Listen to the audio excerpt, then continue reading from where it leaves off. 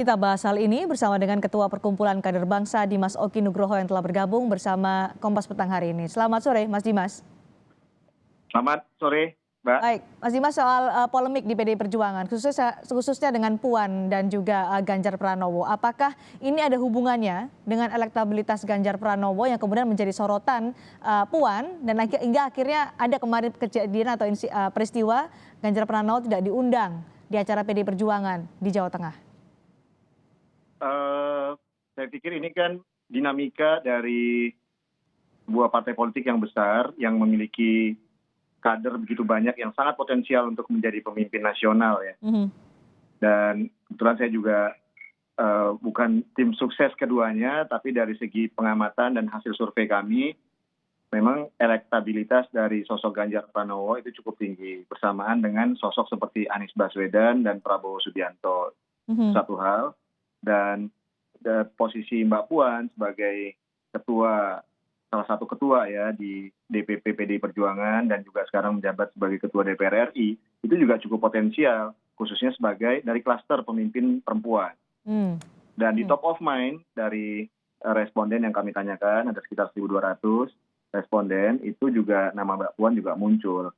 Dan ini sebagai konsekuensi yang sangat rasional ketika beberapa nama dari PDI Perjuangan ini muncul di permukaan dalam top of mind publik, sehingga kemudian terjadilah namanya kontestasi yang ini menurut saya masih sangat fair ya dalam iklim demokrasi. Jadi dan ini merupakan suatu gejala yang sehat ya kalau menurut saya di sebuah partai itu terjadi dinamika seperti ini. Tapi kalau Puan memang dari klaster perempuan dia top of mind. Tapi bagaimana kalau ini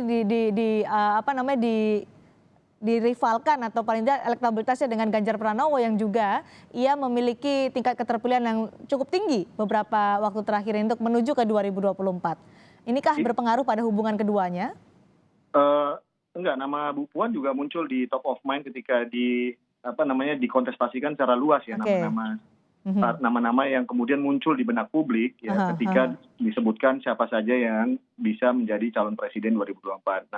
Dan itu artinya sosok seperti Puan Maharani itu juga sangat memiliki peluang ya, bisa dikatakan untuk menuju 2024. Nah, tapi kan ini waktu masih panjang, Mbak Cindy, masih 3 tahun lagi, lalu kemudian juga pertarungan politik juga masih cukup menarik, saya pikir, karena ada fenomena yang bagaimana saya sampaikan, bahwa ada individual politics versus dengan party politics. Jadi individual politics ini adalah berbasis individu, popularitas, melihat opportunity atau kemungkinan-kemungkinan yang bisa terjadi ya, dan itu sangat dimungkinkan karena memang kita tahu bahwa secara konstitusi tahun 2024 kita akan memilih presiden baru dan sosok seperti Pak Ganjar, sosok seperti Pak Anies mungkin ya, dan atau bahkan sosok-sosok yang lain dari berbagai klaster yang ada itu kemudian memiliki cita-cita politik yang cukup rasional dan sah saja secara konstitusional. Nah, sementara di saat yang sama ada situasi yang namanya party politics, di mana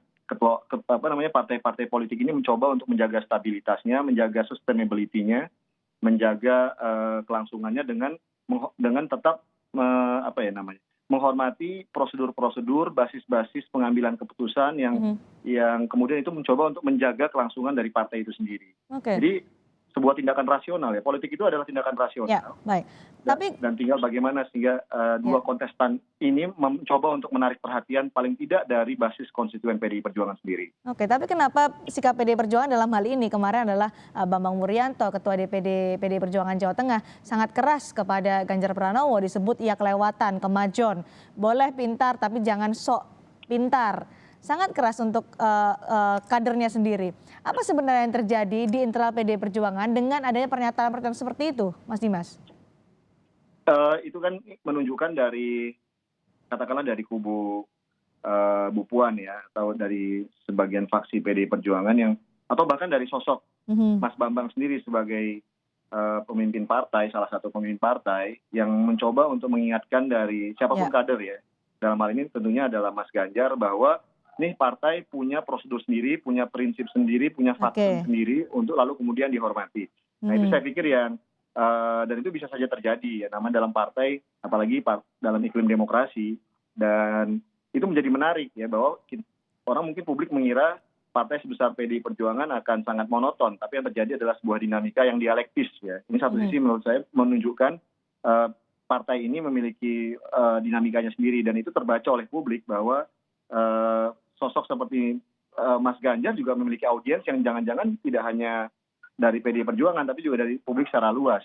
Dan itu yang sekarang lagi dilakukan juga oleh Bu Puan, oleh bahkan calon-calon lain di PDI Perjuangan, mencoba untuk lebih atraktif kepada publik dengan berbagai isu dan gaya yang mereka tawarkan.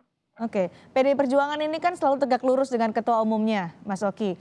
Semua yang mendapat restu dari Megawati Soekarno Putri akan maju, dan itu harus mendapat restu dari Megawati Soekarno Putri. Dengan adanya peristiwa kemarin, pernyataan-pernyataan keras dari Bambang Wuryanto kepada Ganjar Pranowo, apakah ini akan mempengaruhi keputusan soal nanti siapa yang akan dimajukan di 2024, apapun itu kontestasinya? Iya, pastinya gini. Jadi bagi PDI Perjuangan sebagai sebuah partai tentunya memiliki isu tersendiri ya. Ini partai besar, partai hari ini mereka adalah bagian dari partai pemerintah, dan setiap partai menurut saya, bukan hanya PDI Perjuangan, yang paling challenging hari ini adalah bicara tentang sustainability. Jadi bagaimanapun sustainability itu terkait dengan suksesi kepemimpinan, regenerasi kepemimpinan, dan menurut saya di PDI Perjuangan hari ini isu terkait dengan Pilpres 2024 itu berhimpitan dengan isu kepemimpinan PDI Perjuangan pasca Ibu Mega nanti. Dan ini tentunya menjadi aspek yang sangat krusial ya bagi partai sebesar PDI Perjuangan lagi-lagi.